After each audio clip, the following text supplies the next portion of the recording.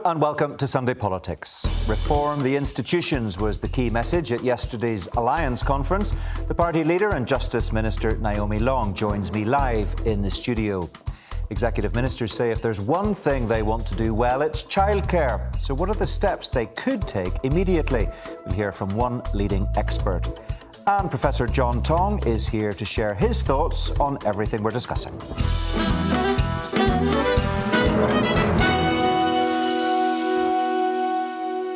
Alliance delegates were in buoyant mood when they met for the annual party conference yesterday. They heard their leader call for reform of the Stormont institutions. I'll speak to Naomi Long in just a moment. But first, our political correspondent Jane McCormack reports from the conference.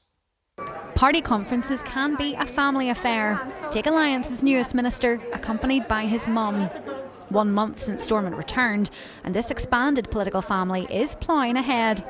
Judge me on delivery, don't judge a book by its cover. I am very committed to working in partnership with people, and that's how we achieve things, because by working together we can achieve so much more. Besides the day job, there's the question of another key pledge to shake up Stormont's structures and who should lead the charge. Many of you will know that our Secretary of State is a football referee, but fewer may be aware he is also a keen weightlifter. Well, Chris, I'm calling on you directly to step up and do some heavy lifting on reform of our institutions, and sooner rather than later, unless you want to carry the permanent burden of a large share of the blame for any future collapse. That was a message we've heard before.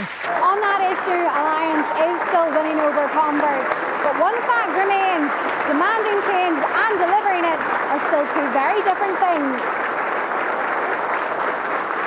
And can it really be left to ask London? So it's been particularly interesting listening to some of the dialogue around this recently. There's a lot of lip service to an extent around the idea of institutional reform being a good idea, but actual movement on it is a whole different question. Is it not a challenge to get the British government to also sign up to your calls on reform? Because at the minute they are not wading in.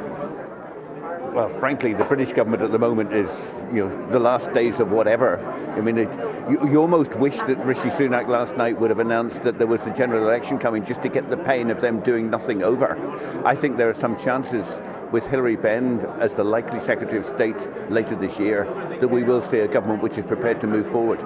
As for the party faithful, new and old, this conversation is welcome. But what about the constitutional one?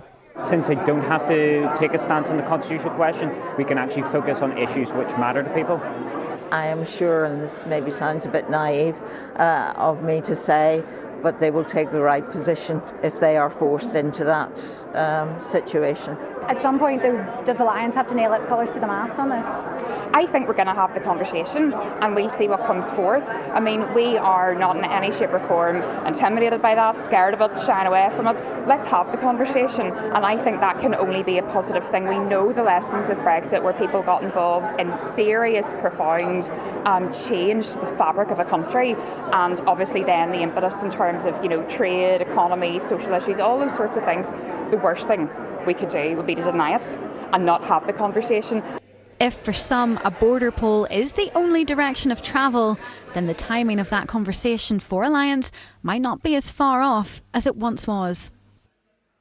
Jane McCormack reporting, and Naomi Long is with me now. Welcome to the programme. Good to see you. A couple of things, first of all, before we get into the meat of what you were talking about yesterday. You've been serving as deputy leader or leader since 2006. That's almost 18 years. Do you feel as if you're just getting started, or does it feel like you're coming into the final stretch? It doesn't really feel like either. I think I'm just in that nice place where I've got a good team around me. We're still making progress. I still see lots of things we can do. I mean, I said yesterday, I think I'm more ambitious for the party than I've ever been, because I'm more ambitious for the people of Northern Ireland than I've ever been. So I've still got plenty of passion. I've still got plenty left to do. So you don't associate your position with the language of Jacinda Ardern and Nicola Sturgeon, who talked about how much they had left in the tank?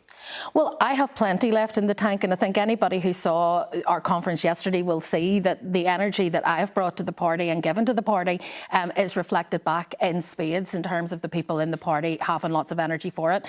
I don't feel that I'm burnt out. I don't feel that I'm running on empty. And if I ever reach that point, I'll do the honourable thing and step aside. Something I need to ask you about, because it's important, but I don't want to dwell on it for too long. We know Robin Swan wants to quit the executive and become the MP for South Antrim. He's been clear about that. You used to be the MP for East Belfast. You said yesterday you believe that is a winnable seat for your party in the forthcoming general election. Are you intending to be the candidate? That is not a conversation that we have had internally in terms of what we're going to do in East Belfast, and it's not the focus of my attention right now. I've just taken up a role in the Department of Justice. I'm enthused about that, and I want to be able to deliver in that role, and that's where my focus is right now. When the general election comes around, we will find the right candidate at the right time to ensure that we can put forward our best opportunity to retake that East Belfast seat. Yesterday you called for the government to call an election now. If that happened, you'd need to know who the candidate was going to be for East Belfast. You must have thought about it. We would make that decision when the election is called. That's how we operate. OK. You also talked in your speech yesterday about reform of the institutions. You talked a lot about that, and there were quite a few swipes in the direction of the Secretary of State, Chris Heaton-Harris. You may or may not choose to call them swipes, but it certainly looked like that watching it. You welcomed the recent positive comments from the Irish government on the issue. You accused the Secretary of State of locking the door on it. If the door is locked, presumably you think that reform doesn't look likely. And if that's the case, why didn't you negotiate the change you say is necessary before you went back into the executive? Well, there are a couple of things that we need to unpack in that conversation. First of all, I didn't take a swipe at the Secretary of State. I laid out a challenge to him. I asked him to do something. He has invested so much time in dealing with the DUP's concerns and their anxieties and their fears. He now needs to step up when we have working institutions and look at how we make sure that those are sustainable, that the last collapse is the last collapse. He has an opportunity to do that in what remains of this term of office, and I want to see him step into that space. The second thing is, why didn't we negotiate it? Because we didn't collapse the institutions in order to get reform. That isn't how it works. We believe in making the institutions as stable and functional as we can from within, but we continue, as we always have, to campaign for reform that will make them more durable and more stable, and there is no conflict between the two. Yeah. So from our perspective... But if Chris Heaton-Harris doesn't do the heavy lifting you said he now needs to do, and you pointed out that he is, of course, a weightlifter in his spare time, you have no negotiating power on that issue. Because if the government and the big two parties don't want to do it, it ain't going to happen. Well, I think that underestimates where Alliance is and where we have become on this issue, because first of all, we have negotiating power. We have managed to create a movement in our community that is demanding reform of the institutions. That didn't exist 10 years ago, but it exists now. We have managed to move other parties who were resistant to reform of the institutions into a space where they're now saying they're willing to engage in that conversation. Now, how genuine they are about the conversation has to be tested. But what we need to do now is to see the two governments in a position where they're willing to show the leadership around this that is required to deliver. And I believe we will get there. So I am optimistic about what we have achieved and what we can achieve, because ultimately, this isn't an academic debate. This isn't about winning the argument. We've already won the argument. People can see the institutions need reform. This is a practical consideration. Our finances are not in a good place. Our structures are not in a good place. And our instability politically is at the heart of why that is the case. Yeah. And we need to address that instability. And so our negotiating, if you like, our leverage is the damage that repeated collapse is causing the community, and the fact they won't tolerate it any longer. And I want to move on to finances. You've moved me in that direction very neatly, because the state of the public finances is, as you say, one of the biggest challenges facing the new executive. The First Minister ruled out water charges. The Economy Minister has ruled out increasing tuition fees. Collectively, you agreed as an executive to raise the regional rate by 4%, bagging £30 million rather than the £113 million that the Treasury wanted you to raise. Do you back all of those decisions? Were they the right choices to make? Well, look, each of the parties will have their own position when it comes to issues like restructuring of Northern Ireland Water, when it comes to issues like where we should be looking to grow our economy. But we have all agreed, and where we are all agreed, is that Northern Ireland is underfunded relative to need. We know that, and Treasury have acknowledged it. What they haven't done is put in place the mechanisms to ensure that that is addressed. Now, we cannot and I'm being really clear about this, we cannot cut our way out or revenue raise our way out of that problem. We need the UK government to look at a sustainable formula for funding for Northern Ireland going forward. We will do our part. The executive is willing to do what needs to be done, but we also have to balance that decision, for example, around rates. Do we actually improve Northern Ireland if we set the rates at a position and we increase the rates to a level where we put people out of business, where we put people out of their homes, where we actually put people on the dole queues because they can't afford to pay the rates? So we have to make it affordable as well as make the contribution financially. But that means difficult choices. It means very difficult choices. I want to ask you about... We've always proven ourselves to be able to make those difficult choices. It's now up to others to show that they can. Well, let's see about the difficult choices you've got to do in your own department, because in Thursday's Justice Committee, one of your senior officials spelled it out very clearly. She said there are £444 million of pressures. If that's not addressed, there is, to quote her, a significant risk the department will be in a big overspend situation. The scope to do anything is completely limited. Efficiencies are all maxed out. We don't have anywhere else to go. We are in a very critical situation. That is bleak. It is bleak. But it's not news, because I actually said this before I left office 2 years ago. But you've got to make difficult choices to turn that oil tanker around. What difficult choices are you going to make? No. You need to listen to what she said. There aren't difficult choices that I can make as Minister that will get us out of that problem. The issue is that the Department of Justice is disproportionately underfunded when compared to other departments over the period. Other departments also say they're badly underfunded. They are underfunded, but not disproportionately. And it isn't me saying that. It's the Fiscal Council who did an independent assessment. Yes. And let's look at this very clearly. In the time that justice has been devolved, the health budget has risen by 68%, the education budget by over 35%, and the justice budget by 3%. We have been doing more and more with less and less for as long as that is sustainable. Yeah, but you're saying we collectively need to take difficult decisions, but you're saying in justice you can't take difficult decisions. That isn't true. We took difficult decisions. We reformed legal aid. We brought in committal reform. In fact, David Ford took a decision to close courthouses that were surplus to requirement and then had the executive reverse that decision because they didn't want to take a difficult decision. So the bottom line is we have shown ourselves able to take the difficult decisions to do the reform. That has happened in justice and we will continue with that work. But the difficult decision here is the priority that the executive are willing to attach to justice. Our services are about protecting the public and the preservation of life. There is nothing more important. And if the executive continue to do what they have done, which is eat away at the justice budget to fund other things, there will be significant consequences. OK.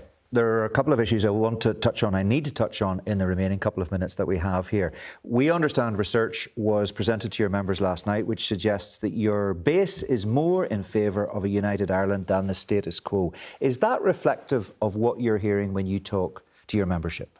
Well, I wasn't particularly surprised by the outcome. I've been saying since 2016 on Brexit that Brexit was moving the dial in that direction because the people who vote Alliance are not motivated by the constitutional politics of Northern Ireland. That's not their motivation.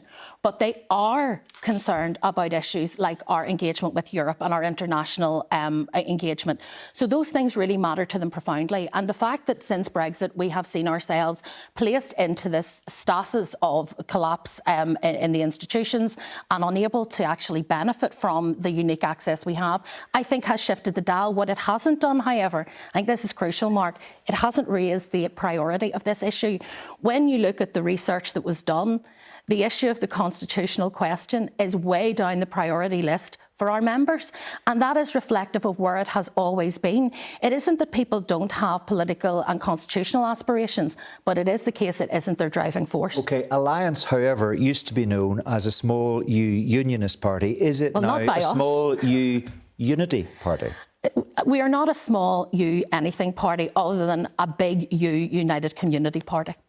Well, some people might say you're a United Ireland party, and you hear that on the airwaves. You hear that on the airwaves a lot. And you're going to the Ireland's Future event in the SSE Arena in June, and you declined a very similar invitation, of course, in Dublin in 2022. It wasn't a similar. So people will see a move. It wasn't a similar invitation, and it isn't a move because we have been engaging with Ireland's future just as we engage in the constitutional debate around the UK and its future.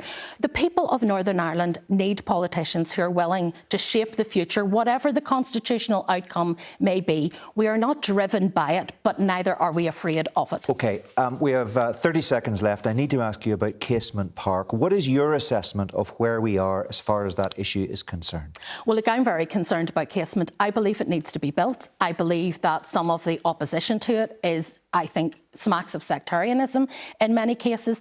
This is not where we would have started. We would have had a national stadium at the Maze site with all 3 codes able to share that facility. That was taken off the table. The other 2 codes now have their facilities, but there is a salutary lesson here when it comes to how we manage capital projects. You can't bid for something in 2010 and expect it to cost the same in 2024. If you want these things to happen, you need to do them in a timely way and you need to do them to budget. We don't actually know what Casement is going to cost, and that causes me concern. We have to do our due diligence, we have to deliver on time, and we have to deliver on budget. And that applies to Casement just as it does to any other project, but there's no reason why Casement should see any less support than the other stadiums did. OK, we need to leave it there. Naomi, thank you very much indeed for joining us. Let's get some analysis of that from Professor John Tong, who was also at the conference yesterday. Welcome to you, John. It's clear, watching the speech, listening to Naomi Long now, that she believes this is a party in good spirits, but its critics haven't gone away. Of course, it is a party that's buoyant. I mean, the conference was standing room only yesterday, and I think as well as the obvious focus from the ministries that Alliance holds now, the focus will be upon the next general election, holding North Down top priority, East Belfast, where I'd expect Naomi to stand second top priority, and then the outside targets of Lagan Valley and East Antrim. We don't know where the ceiling on Alliance's growth lies, whether it's already been achieved. Judging by yesterday, probably not. I think one issue for Alliance is that there's a clear difference in emphasis on how reform is going to be achieved. Naomi talked a lot yesterday about the Secretary of State doing the heavy lifting. I don't expect the Secretary of State to do any lifting, which could cause a problem for Alliance. The SDLP, will, as the opposition now, will be making the moves on Assembly reform. They'll be tabling, they have their first opposition day this week. And I think that poses interesting questions for Alliance as to what they'll do. Will they back the SDLP to the hilt? That in turn raises the question, should Alliance be leading the opposition rather than, if you like, running with the hare and hunting with the hounds, taking the executive places, but not being part of the opposition? Now, Alliance members are in favour of the party taking executive places, and you can perfectly well see the logic of Alliance taking executive places. But it does raise the issue, if you're so against the system, why are you inside it rather than trying to shape it? Naomi did deal with it in her speech yesterday. She said, look, it won't speed up the process of reform. That's a justification, but there is a case for Alliance heading the opposition. One of the criticisms that is levelled regularly at the party is that it is moving away from being a small U unionist party to a small U unity party, and Naomi Long doesn't like that, but it is a statement of fact that that's what people say. Now, you carried out that analysis on where the party is on the issue of constitutional change for a book that you're co-authoring on the party.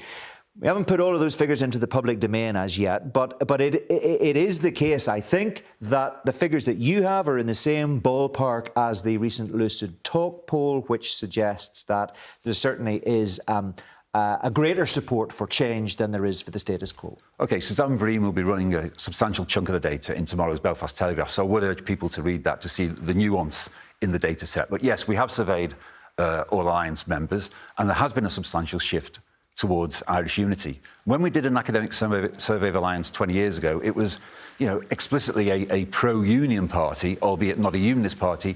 Only 1 in 6 Alliance members favoured Irish unity 20 years ago. That figure has increased substantially to overtake those who support Northern Ireland staying in the UK.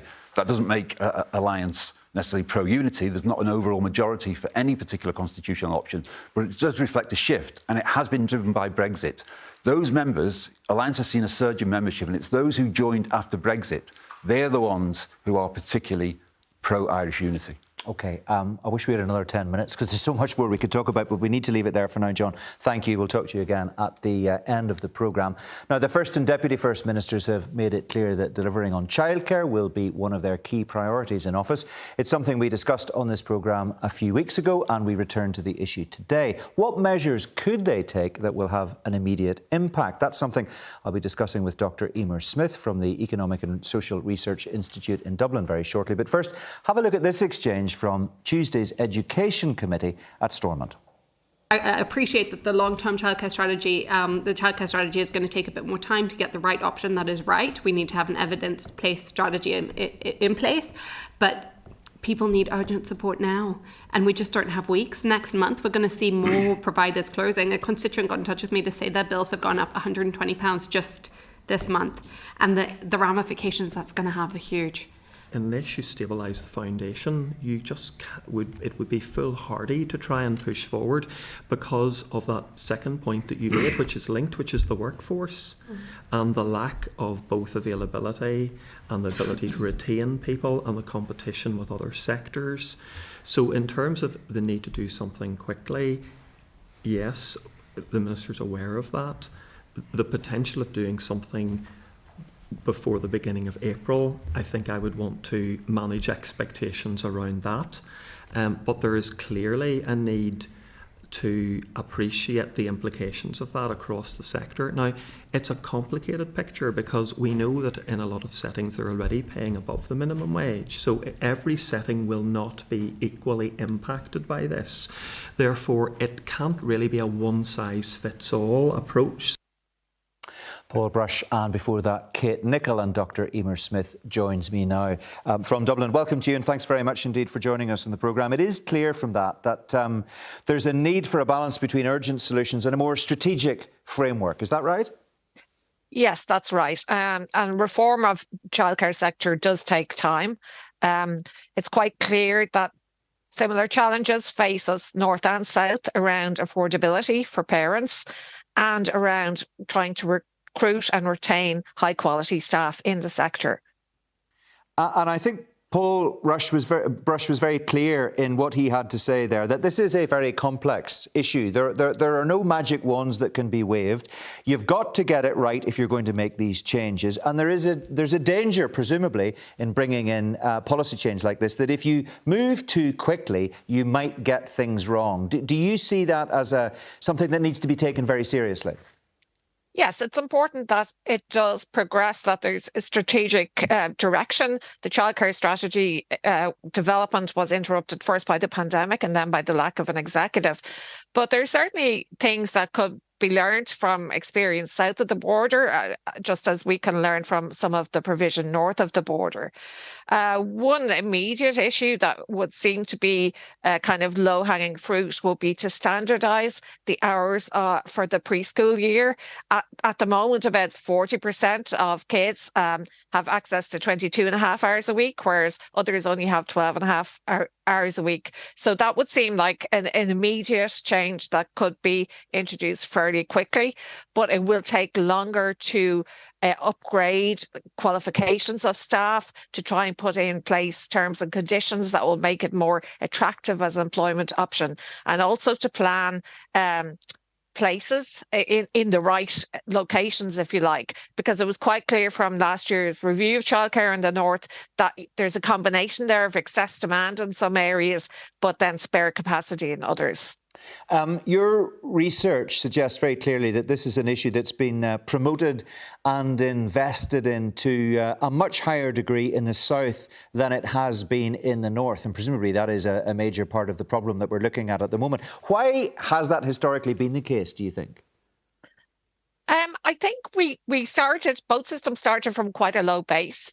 Historically, there was considerable underinvestment in the sector, but we've now experienced a period of quite rapid change in the south, with the introduction of the free preschool year, then that expansion to 2 years, some subsidies for parents to make childcare more affordable, though it is still very expensive, change in the funding model, and a real emphasis on trying to upskill staff and have financial incentives for them to be upgrade their qualifications, as well as more recently some capital grants to try and encourage providers in underserved areas. So there's been a number of different strands to that policy development, and cumulatively over time that has kind of started to transform the sector.